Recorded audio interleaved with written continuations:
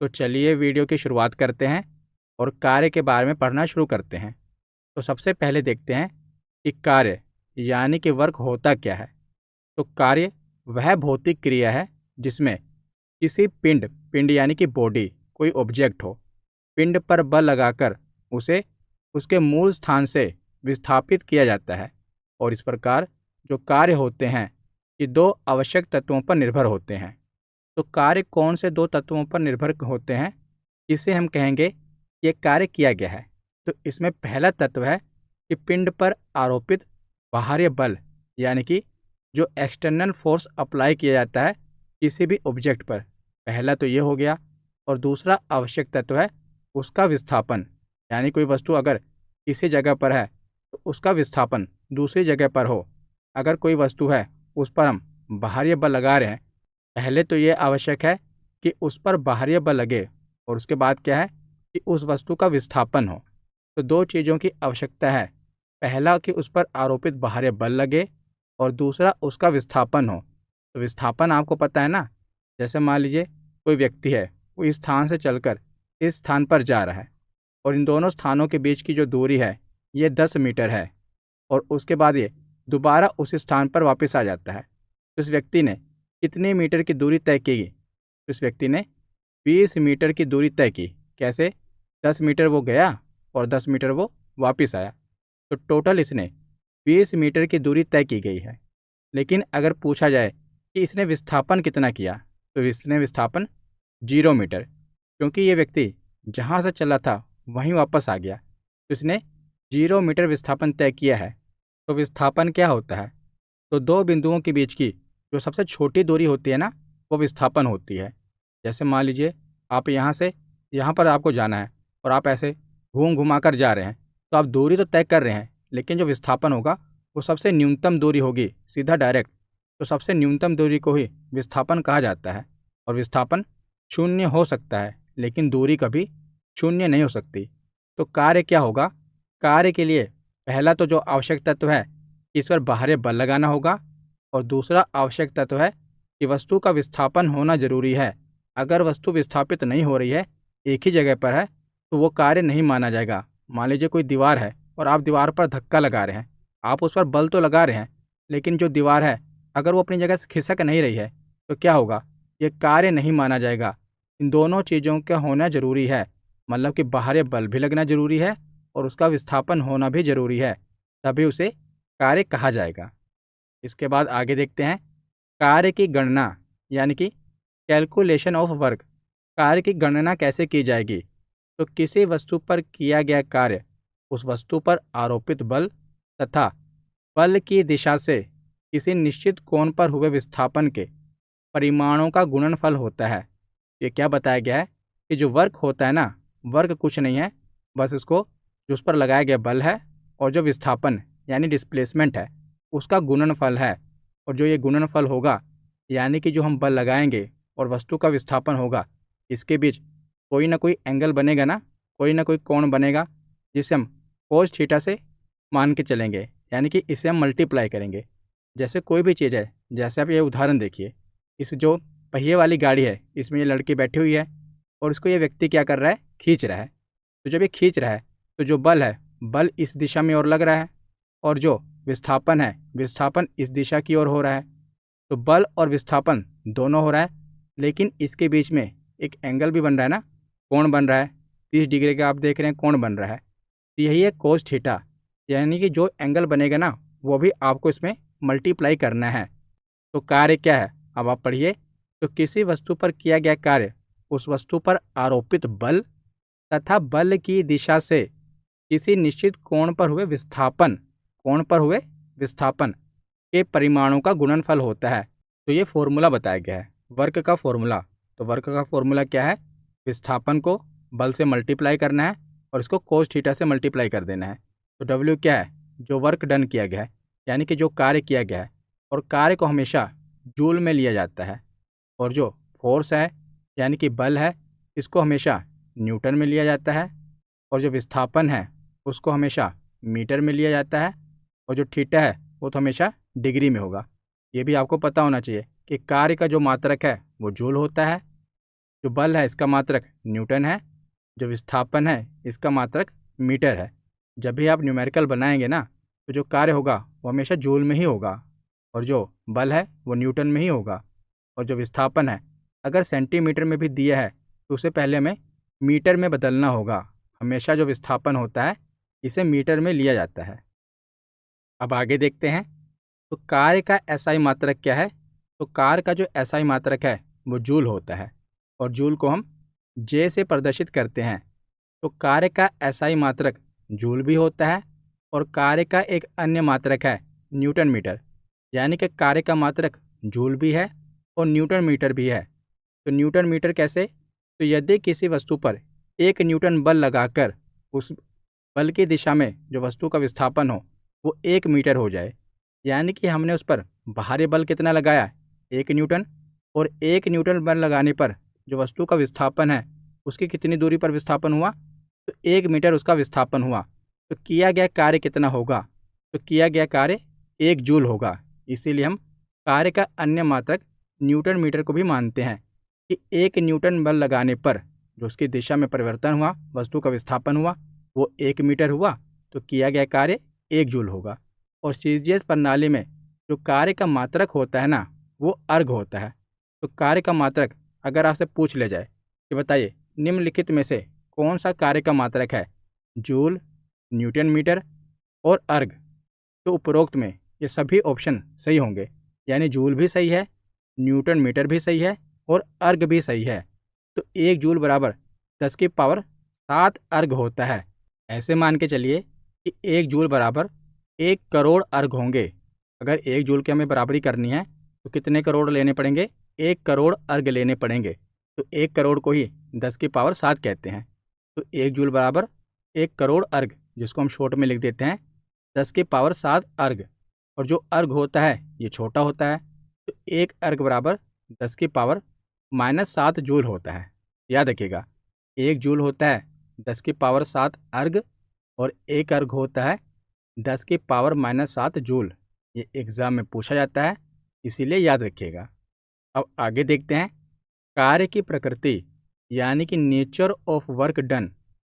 तो जब किसी पिंड पर बल लगाया जाता है तो उस बल द्वारा किया गया कार्य 3 तरह का होता है, धनात्मक कार्य, ऋणात्मक कार्य और शून्य कार्य। तो 3 प्रकार के कार्य की प्रकृति होती है। एक कौन सा होगा, धनात्मक कार्य होगा, दूसरा होगा ऋणात्मक कार्य, और तीसरा होगा शून्य कार्य। तो तीनों कार्य के बारे में आगे हम डिटेल में पढ़ेंगे। तो पहले आप समझ लीजिए कि धनात्मक कार्य क्या होता है। पहले मैं आपको थोड़ा ओवरव्यू दे देता हूँ, आगे इसे हम डिटेल में पढ़ेंगे। तो धनात्मक कार्य क्या होता है, जिसमें देखिए जिस ओर आप बल लगाएंगे ना उसी ओर उसका विस्थापन हो। जैसे आप मान लीजिए कि किसी वस्तु पर बल लगा रहे हैं इस दिशा में, और उसका विस्थापन भी उसी दिशा में हो रहा है, सेम डायरेक्शन में उसका विस्थापन हो रहा है।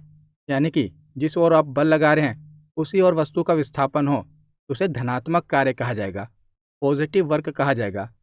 नेगेटिव वर्क क्या होता है कि आप बल इस दिशा की ओर लगा रहे हैं और जो उसका डिस्प्लेसमेंट है, विस्थापन है, वो दूसरी दिशा में हो रहा है, विपरीत दिशा में हो रहा है।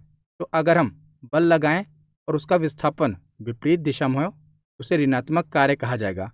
और शून्य कार्य क्या होता है कि अगर हम किसी वस्तु पर जो बल लगा रहे हैं और उसका जो विस्थापन हो रहा है, दोनों के बीच में 90 डिग्री का कोण बन रहा है, 90 डिग्री का कोण बन रहा है, तो उसे शून्य वर्क कहा जाएगा, जीरो वर्क कहा जाएगा। ये मैं आपको आगे समझाऊंगा कि वर्क जीरो कैसे हो जा रहा है। अगर हम किसी पर बल लगा रहे हैं वस्तु पर और उसका जो विस्थापन हो रहा है, इन दोनों के बीच में 90 डिग्री का कोण बन रहा है, तो जो वर्क है वो शून्य होगा। तो जो कार्य है ये धनात्मक कार्य, ऋणात्मक कार्य और शून्य कार्य, 3 प्रकार की इसकी प्रकृति हैं।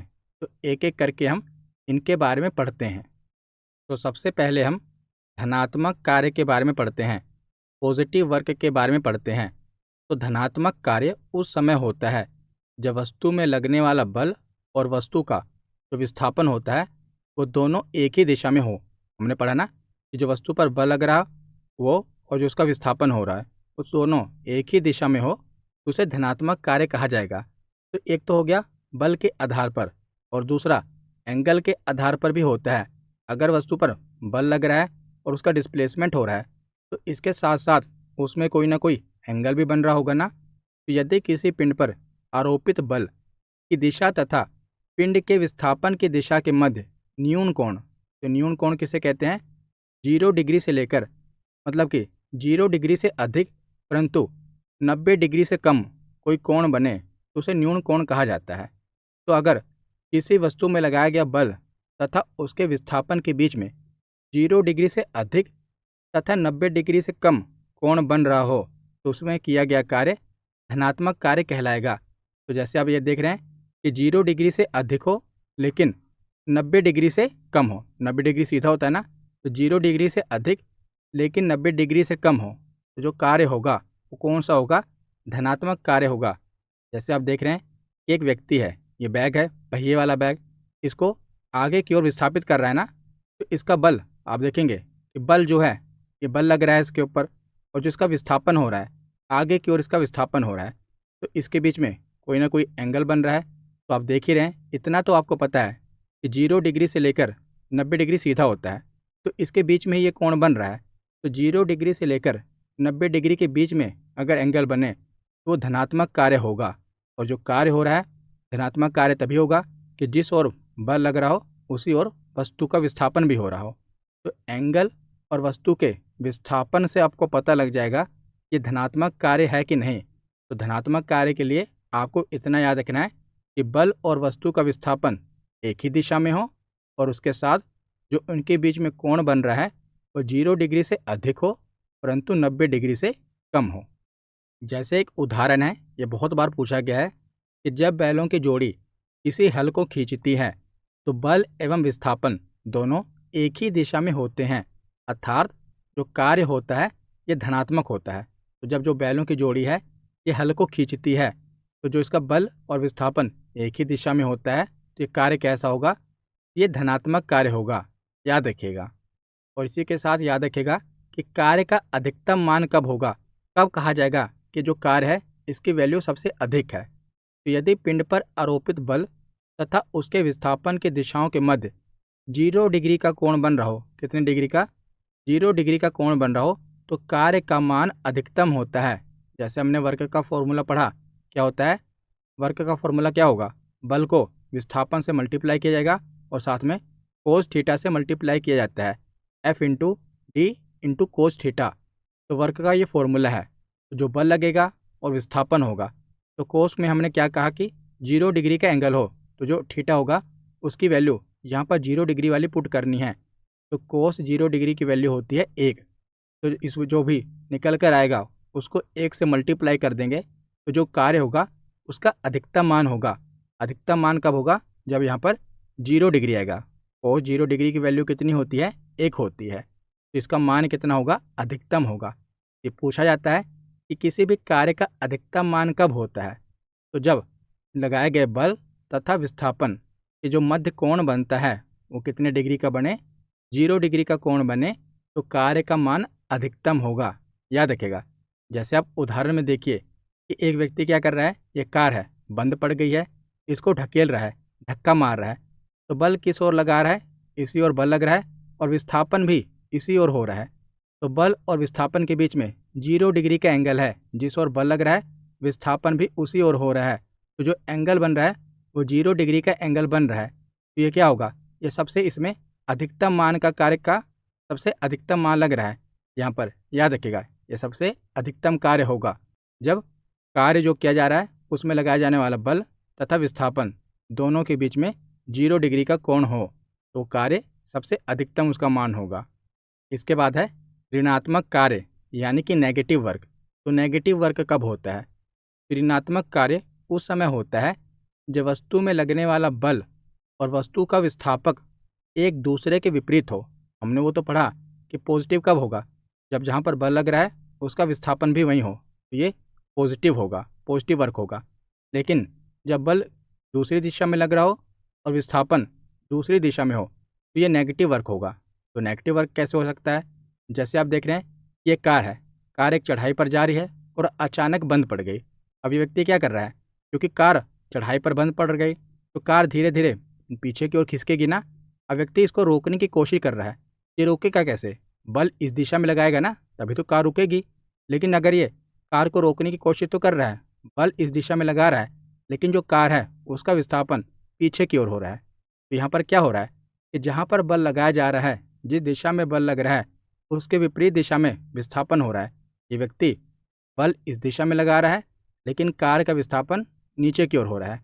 तो दोनों एक दूसरे के विपरीत है ना, तो ये क्या होगा, ये ऋणात्मक कार्य होगा जब जो लगने वाला बल है और वस्तु का विस्थापन है एक दूसरे के विपरीत हों, तो ये ऋणात्मक कार्य होता है।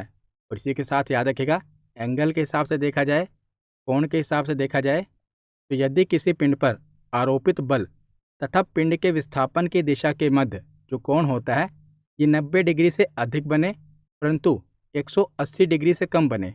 पॉजिटिव वर्क में क्या था कि 0 डिग्री से अधिक बने लेकिन 90 डिग्री से कम बने। यहाँ पर क्या है, 90 डिग्री से अधिक बने लेकिन 180 डिग्री से कम बने। तो ये कौन सा कार्य होगा, तो ये ऋणात्मक कार्य होगा और ये पॉजिटिव कार्य था। तो ऋणात्मक कार्य में क्या होगा, 90 डिग्री से अधिक हो परंतु 180 डिग्री से कम हो। जैसे आप ये देख रहे हैं कि 90 डिग्री से अधिक हो परंतु 180 डिग्री से कम हो, ये कौन सा एंगल होगा, क्योंकि 90 डिग्री यहाँ से होता है ऐसे, तो ये 90 डिग्री से अधिक है। तो 90 डिग्री से अधिक लेकिन 180 डिग्री से कम हो, तो ये ऋणात्मक कार्य कहलाएगा। और ये वस्तु का जो बल लगाया जाता है और उसका विस्थापन एक दूसरे के विपरीत हो, दोनों चीज़ें आप याद रखिएगा, ये ऋणात्मक कार्य कहलाएगा। तो इसके आगे ऋणात्मक कार्य का एक उदाहरण है, ये पूछा जाता है। तो जब किसी गेंद को ऊपर की ओर उछाला जाता है तो उस गेंद पर पृथ्वी का गुरुत्वाकर्षण बल नीचे की ओर लगता है। याद रखिएगा, कोई भी वस्तु अगर ऊपर की ओर उछाली जाएगी, गुरुत्वाकर्षण बल तो नीचे की ओर ही लगेगा ना, जबकि जो गेंद का विस्थापन हो रहा है ये गति ऊपर की ओर हो रही है। तो इस प्रकार गुरुत्वाकर्षण बल के संदर्भ में ऋणात्मक कार्य होता है। याद रखिएगा कि गुरुत्वाकर्षण बल के सापेक्ष बात की जा रही है। तो कोई भी वस्तु, जैसे गुरुत्वाकर्षण बल ये लग रहा है, कोई वस्तु अगर ऊपर की ओर उछाली जा रही है, ये गुरुत्वाकर्षण के विपरीत ही काम कर रही है ना। गुरुत्वाकर्षण तो इसको नीचे की ओर खींचेगा, लेकिन वस्तु को ऊपर की ओर उछाला जा रहा है, तो ये हमेशा ही ऋणात्मक कार्य होगा। जैसे आप देख रहे हैं कि गेंद को ऊपर की ओर उछाला जाना, ये तो ऊपर की ओर जा रही है, लेकिन गुरुत्वाकर्षण की जो बल की दिशा है वो तो नीचे की ओर है। ये गुरुत्वाकर्षण बल की दिशा के विपरीत काम हो रहा है ना, ये क्या कहलाएगा, ये ऋणात्मक कार्य कहलाएगा। इसमें थीटा की वैल्यू 180 डिग्री होती है, तो ये हमेशा ऋणात्मक कार्य होगा, ये हमेशा याद रखिएगा। जैसे हमने कार्य का अधिकतम मान देखा था, अब कार्य का न्यूनतम मान देखते हैं कि कार्य का मान न्यूनतम कब होगा। तो यदि पिंड पर आरोपित बल तथा उसके बीच विस्थापन की दिशाओं के मध्य 180 डिग्री का कोण हो, कितने डिग्री का कोण हो, याद रखिएगा, न्यूनतम मान के लिए 180 डिग्री का कोण होना चाहिए। ये कार्य हमेशा न्यूनतम होगा, क्योंकि जो कोस 180 डिग्री होता है ना, इसकी जो वैल्यू होती है वो -1 होती है और ये वर्ग का फॉर्मूला है। तो जब हम मल्टीप्लाई करेंगे तो कोई भी वैल्यू आए, जब वो -1 हो जाएगी तो न्यूनतम ही हो जाएगी, माइनस में आ जाएगी तो वैल्यू न्यूनतम ही होगी ना। तो ये कार्य का न्यूनतम मान कब होगा, तो कार्य का न्यूनतम मान तब होगा जब कोस की वैल्यू 180 डिग्री हो, याद रखिएगा। तो धनात्मक कार्य और ऋणात्मक कार्य हमने देख लिए। अब हम देखते हैं शून्य कार्य यानी कि जीरो वर्ग। तो शून्य कार्य 3 स्थितियां संभव है, यानी शून्य कार्य के लिए 3 स्थितियां संभव हैं। 3 स्थितियों में शून्य कार्य होता है। पहली स्थिति है कि जब विस्थापन ही शून्य हो, जब वस्तु का विस्थापन शून्य हो तो कार्य तो शून्य माना ही जाएगा, क्योंकि वर्ग का फॉर्मूला क्या है, F multiply by D multiply by cos theta है ना, ये इसका फॉर्मूला है। तो तीनों चीज़ें आपस में मल्टीप्लाई हो रही हैं। अगर इन तीनों में से कोई भी एक चीज़ शून्य हो जाए तो कार्य शून्य होगा कि नहीं, कोई भी मान हो, अगर जैसे मान लो F की वैल्यू 0 हो, तो चाहे जो भी यहाँ पर आए D हो या कोस थीटा हो, जब तीनों में से एक ही चीज़ 0 आ गई तो ऑटोमेटिकली जो वर्क होगा वो 0 ही हो जाएगा। तो इसीलिए जब विस्थापन शून्य हो तो यहाँ पर D की वैल्यू मान लो यह जाए कि 0 है, विस्थापन को शून्य माना जा रहा है तो वर्क तो 0 हो ही जाएगा ना। तो यदि किसी पिंड पर बल आरोपित करने के बाद उसका विस्थापन न हो, शून्य विस्थापन हो, तो किया गया कार्य भी शून्य ही होगा, याद रखिएगा। उदाहरण के रूप में देखा जाए तो दीवार पर धक्का लगाने पर दीवार का विस्थापन न होना, ये क्या है, ये विस्थापन जो है शून्य हो रहा है इसमें, तो ये जो कार्य है ये भी शून्य होगा। जैसे व्यक्ति है ये बल तो लगा रहा है लेकिन जो इसमें विस्थापन है ये शून्य है, इसका विस्थापन नहीं हो रहा दीवार का। ये क्या होगा बताइए? यहाँ पर कार्य हो रहा है? यहाँ पर कार्य नहीं हो रहा, जबकि ये बल लगा रहा है लेकिन विस्थापन शून्य होने के कारण इसे कार्य नहीं माना जाएगा। अब दूसरा इसका उदाहरण है कि जब बल शून्य हो, तो मैंने आपको बताया ना कि तीनों में से कोई भी चीज़ शून्य हो तो कार्य शून्य हो जाएगा। पहले विस्थापन शून्य था, अब इसमें क्या है? बल शून्य है। कि यदि किसी वस्तु पर शून्य बल आरोपित हो रहा हो परंतु फिर भी उसका विस्थापन हो रहा हो, यानी कि बल नहीं लगाया जा रहा लेकिन उसका विस्थापन हो रहा है, तब भी किया गया कार्य शून्य होगा। जैसे गुब्बारे का हवा में उड़ना। जैसे ये जो मोहतरमा है गुब्बारा लेकर जा रही थी, गैस वाला गुब्बारा। पहले तो इन्होंने इसको पकड़ा हुआ था लेकिन अचानक ये इनके हाथ से छूट गया, तो अब गुब्बारे का विस्थापन तो हो रहा है ना, पहले जहाँ था उससे ऊपर ही ऊपर या आगे की ओर बढ़ रहा है, विस्थापन तो हो रहा है। लेकिन इस पर कोई बल लग रहा है? कोई बल तो नहीं लग रहा ना, इसका विस्थापन हो रहा है लेकिन बल नहीं लग रहा। इसे किसका उदाहरण माना जाएगा? तो शून्य कार्य का उदाहरण माना जाएगा, जीरो वर्क का उदाहरण माना जाएगा। तो चाहे बल शून्य हो या विस्थापन शून्य हो, कार्य हमेशा शून्य होगा, याद रखिएगा। और तीसरा केस क्या है कि बल एवं विस्थापन की दिशाएं परस्पर लंबवत हों। तो जैसे हमने पढ़ा था कि वर्क का फॉर्मूला क्या है? F multiply by D multiply by cos theta. तो अगर वर्क को ज़ीरो करना है तो इन तीनों में से किसी का भी मान शून्य हो तो वर्क ज़ीरो हो जाएगा। अगर बल जीरो हो तब भी वर्क जीरो हो जाएगा, विस्थापन जीरो हो तब भी वर्क जीरो हो जाएगा। अब बचा क्या? यानी कि कोस थीटा की वैल्यू भी ज़ीरो हो तो वर्क ज़ीरो हो जाएगा। तो कोस थीटा की वैल्यू ज़ीरो कब होती है? कोस 90 डिग्री पर।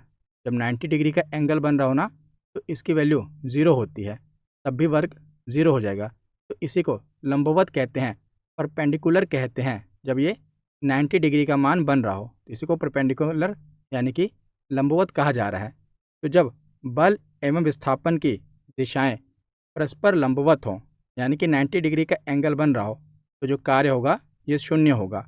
यदि पिंड पर आरोपित किए गए बल की दिशा तथा पिंड के विस्थापन की दिशा के जो मध्य है ये 90 डिग्री का कोण बन रहा है, कितने डिग्री का? 90 डिग्री का कोण बन रहा है, तो किया गया कार्य भी शून्य होगा। इसका बहुत ही फेमस उदाहरण है जो कि बहुत बार एग्जाम में पूछा भी गया है कि जब कोई कुली रेलवे प्लेटफॉर्म पर चलता है तो उसके सिर पर रखे भार पर किया गया कार्य शून्य होता है, क्योंकि भार पर लगाया गया बल ऊपर की ओर होता है लेकिन विस्थापन क्षैतिज यानी कि हॉरिजॉन्टल दिशा में होता है। जैसे कुली है, कुली ने क्या किया? अपने सिर पर बोझ उठाया हुआ है, तो जो फोर्स अप्लाई हो रहा है ये ऊपर की ओर हो रहा है ना, इसने सामान को ऊपर की ओर उठाया है। लेकिन जो विस्थापन हो रहा है ये आगे की ओर बढ़ रहा है, तो विस्थापन आगे की ओर हो रहा है लेकिन बल ऊपर की ओर लग रहा है। तो इनके बीच में 90 डिग्री का एंगल बन रहा है ना, तो यहाँ पर इसका कार्य शून्य माना जाएगा। आप तो कह रहे होंगे कि कुली काम तो कर रहा है तभी तो हम इसको पैसे देते हैं। तो देखिए वो भौतिकी में यानी कि फिजिक्स में इसे हम शून्य मानेंगे, तो गुरुत्वाकर्षण के सापेक्ष में इसे हम शून्य मान रहे हैं। लेकिन यहाँ पर इसका पेशीय बल तो लग रहा है, मास पेशीय बल तो लग रहा है, उसके सापेक्ष में ये कार्य कर रहा है, लेकिन गुरुत्वाकर्षण बल के सापेक्ष में ये कार्य नहीं कर रहा। जब भी बल एवं विस्थापन की दिशाएं लंबवत हो जाएं तो याद रखेगा जो कार्य है उसे शून्य मान लिया जाएगा।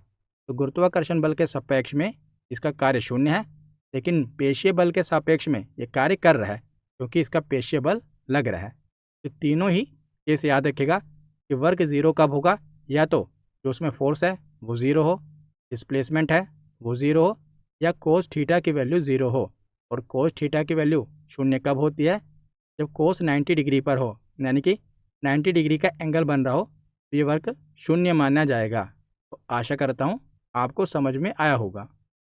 तो आगे अब हम न्यूमेरिकल क्वेश्चन करते हैं। तो मैंने इसमें वही न्यूमेरिकल क्वेश्चन कवर किए हैं जो किसी न किसी एग्ज़ाम में पूछे गए हैं, और मैंने सभी प्रकार के न्यूमेरिकल क्वेश्चन इसमें कवर किए हैं जो कि वर्क से रिलेटेड पूछे जाते हैं।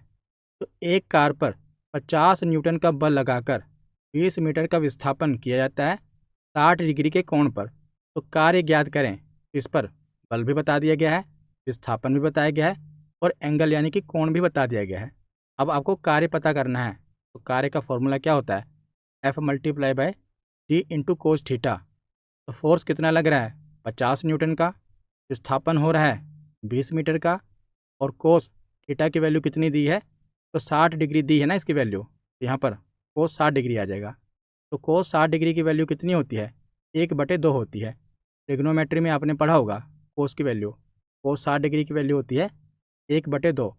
तो 50 को 20 से मल्टीप्लाई करो, 1000 आ गया। Multiply by 1/2। तो 2 को 1000 से कट जाएगा तो कितना आ जाएगा? 500 आ जाएगा ना। 2 से कट गया तो आंसर कितना होगा? 500 जूल कार्य इसका आंसर हो जाएगा। तो बहुत ही आसान है, आपको तीनों वैल्यू दी गई हैं, बस आपको मल्टीप्लाई करना है और इसका आंसर निकाल देना है। तो अगला प्रश्न है कि अगर किसी वस्तु पर 20 न्यूटन का बल, कितने न्यूटन का? 20 न्यूटन का बल लग रहा है, 30 डिग्री के कोण पर आरोपित हो रहा है और 10 मीटर विस्थापन है, तो किया गया कार्य कितना होगा? तो फॉर्मूला पुट कर दो सीधा ही।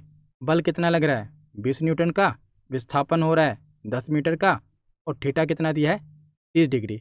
तो कोस 30 डिग्री की वैल्यू कितनी होती है? तो कोस 30 डिग्री की वैल्यू होती है √3/2। तो 200 मल्टीप्लाई बाय √3/2, क्योंकि यहाँ पर 20 को 10 से मल्टीप्लाई किया 200 आ गया। और कोस 30 डिग्री की वैल्यू कितनी आ गई? √3/2। तो इसको काट दो, 2 को 200 से कितना आ गया? 100। तो 100 मल्टीप्लाई बाय √3, 100√3 इसका आंसर आ जाएगा। अब हम अगला प्रश्न देखते हैं। तो एक इस प्रकार का प्रश्न भी पूछा जाता है जिसमें ऊंचाई दी हो या सीढ़ी पर किया गया कार्य हो। इसमें वर्क का फॉर्मूला होगा mgh। m यानी कि मास द्रव्यमान, g गुरुत्वाकर्षण ग्रेविटी, h हाइट। तो जब ऊंचाई या सीढ़ी पर किया गया कार्य हो तो वो कार्य कैसे निकलेगा? mgh से निकलेगा। कैसे? जैसे 100 किलोग्राम पानी को किसी पाइप के माध्यम से 20 मीटर ऊपर उठाने पर किया गया कार्य कितना होगा? इसे कैसे निकालेंगे? mgh से निकालेंगे। तो m यानी कि मास कितना है, द्रव्यमान कितना है, तो 100 किलोग्राम। जी जो होती है ये ग्रेविटी की वैल्यू कितनी होती है, गुरुत्वाकर्षण का जो हम मान लेते हैं वैसे 9.8 होता है, पर इसे हम राउंड ऑफ करके 10 मान लेते हैं। तो 10 ले लिया। और h यानी कि हाइट कितनी है, तो 20 मीटर की हाइट है, तो 20 से मल्टीप्लाई कर दो। तो 100 मल्टीप्लाई बाय 10 मल्टीप्लाई बाय 20 कितना आ जाएगा? 20,000 जूल इसका आंसर आ जाएगा। तो जब ऊंचाई या सीढ़ी पर किया गया कार्य हो तो इसका फॉर्मूला होगा वर्क बराबर mgh। अगला प्रश्न है कि 60 किलोग्राम का सुरेश 2 मीटर की ऊंचाई 15 सीढ़ियाँ चढ़ता है, तो किया गया कार्य बताएं। तो 60 किलोग्राम का सुरेश है जो 2-2 मीटर की ऊंचाई की सीढ़ियाँ हैं, और सीढ़ियाँ कितनी हैं? तो 15 सीढ़ियाँ हैं, ये चढ़ता है, तो किया गया कार्य बताएं। तो फॉर्मूला क्या होगा? mgh, क्योंकि सीढ़ियाँ वाली बात है और किया गया कार्य है और जो ऊंचाई भी है, तो इसमें mgh फॉर्मूला लगेगा। तो m कितना है? मास है 60 किलोग्राम और g की वैल्यू 10 मानेंगे। अब सीढ़ियों की ऊंचाई कितनी है? तो देखिए 2 मीटर की 15 सीढ़ियाँ हैं, तो 2 मल्टीप्लाई बाय 15 ये याद रखेगा। इसको अब निकाल लो। 60 आ गया और 15 दूनी कितना होता है? 30। 15 दूनी 30 होता है ना। तो 60 को 10 से मल्टीप्लाई 600 हो गया और 30 आ गया।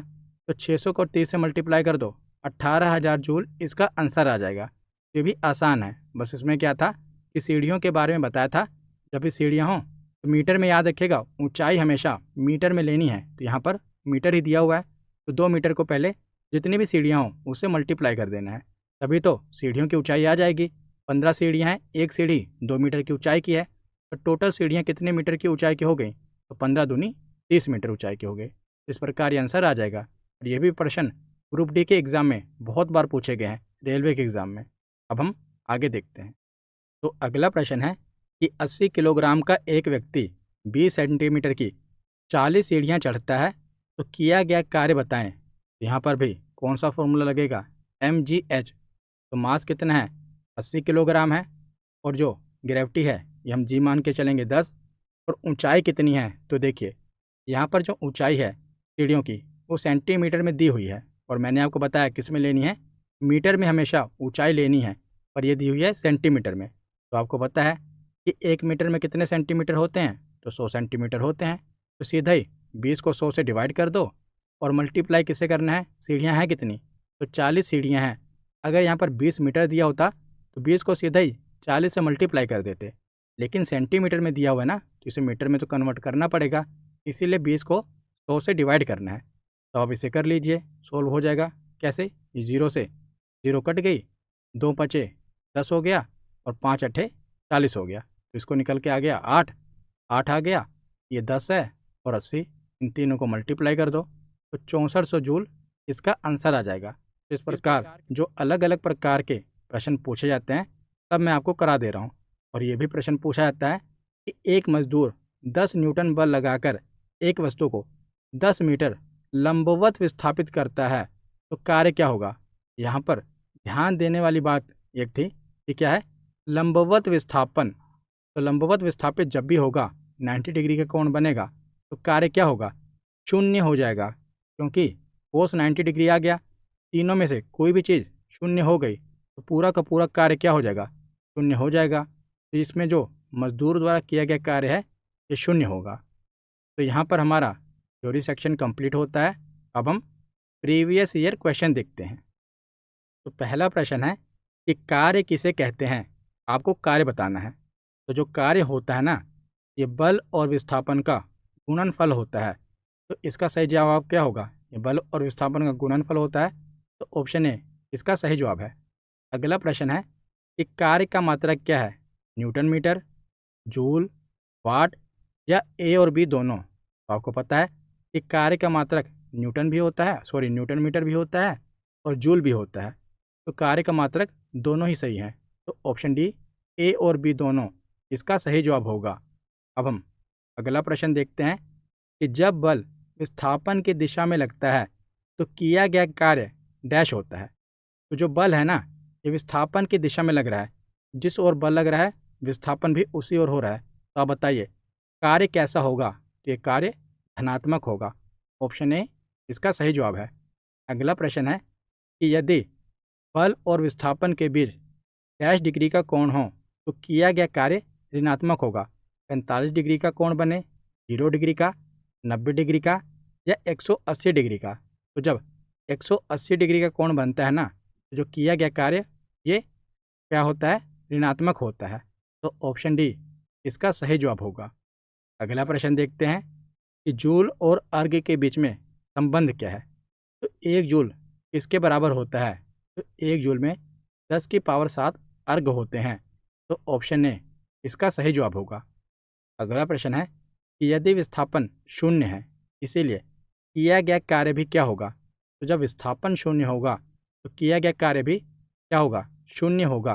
विस्थापन शून्य हो या बल शून्य हो या जो कोस थीटा की वैल्यू है वो 90 डिग्री हो तो शून्य हो जाएगा। तीनों ही केस में जो क्या होगा, कार्य होगा, ये शून्य होगा। तो ऑप्शन बी इसका सही जवाब है। अगला प्रश्न है कि किया गया कार्य अधिकतम होता है जब बल की दिशा और विभाजन की दिशा के बीच कोण कितना हो। तो कितने डिग्री का कोण हो कि कार्य अधिकतम होगा। तो 0 डिग्री का कोण हो, क्योंकि कोस 0 डिग्री की वैल्यू कितनी होती है, तो 1 होती है। तो कार्य अधिकतम कब होगा, जब 0 डिग्री का कोण होगा तो अधिकतम होगा।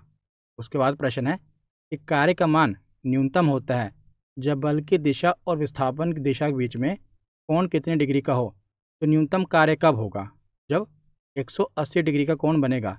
180 डिग्री का बनेगा तो कार्य न्यूनतम होगा और 0 डिग्री का कोण बनेगा तो कार्य अधिकतम होगा।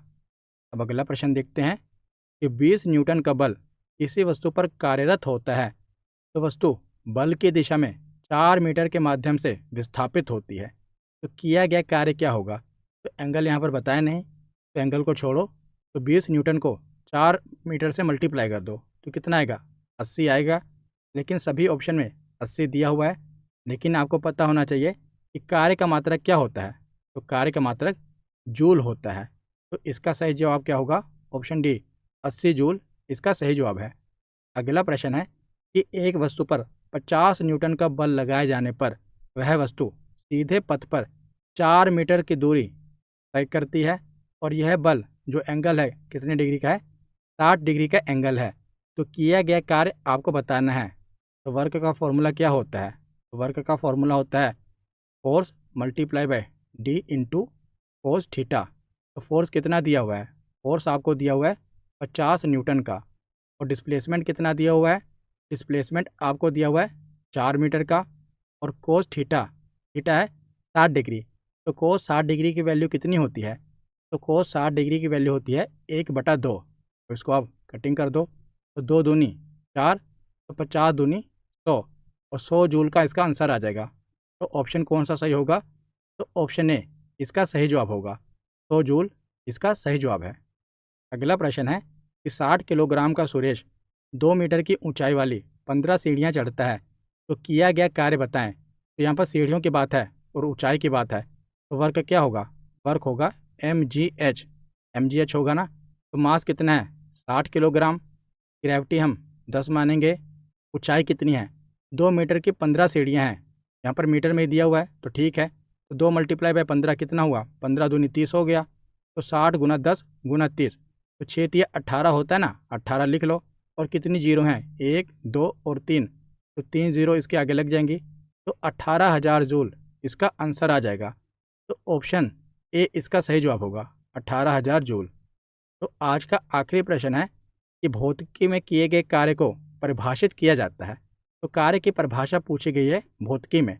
तो ऑप्शन ए क्या है कि एक बल के रूप में जिसने किसी वस्तु को विस्थापन किए बिना उस पर कार्य किया हो, तो ये कार्य कहलाएगा? नहीं। जब विस्थापन ही नहीं हो रहा है, यहाँ पर लिखा है ना विस्थापन किए बिना, तो जब विस्थापन नहीं हो रहा है तो कार्य कैसे होगा? तो ये तो नहीं होगा कार्य। केवल जब कोई वस्तु विस्थापित हो तो इसे कार्य कहा जाएगा। इसको भी कार्य नहीं कहा जाएगा, न इसको कार्य कहा जाएगा न इसको। यहाँ पर तो केवल बल लगा है और यहाँ पर केवल विस्थापन हुआ है, तो दोनों कार्य नहीं होंगे। यानी कि बल भी लगे और विस्थापन भी हो तब वो कार्य होगा। तीसरा ऑप्शन क्या है कि केवल जब बल ने वस्तु पर कार्य किया हो, तो ये भी नहीं होगा। ऑप्शन डी क्या है? उपरोक्त में से कोई नहीं, तो ये सही है। उपरोक्त में से कोई भी परिभाषा कार्य की नहीं है, तो ऑप्शन डी इसका सही जवाब होगा। तो आज की वीडियो यहीं पर ख़त्म होती है। कैसी लगी ये वीडियो कमेंट सेक्शन में ज़रूर बताना। धन्यवाद।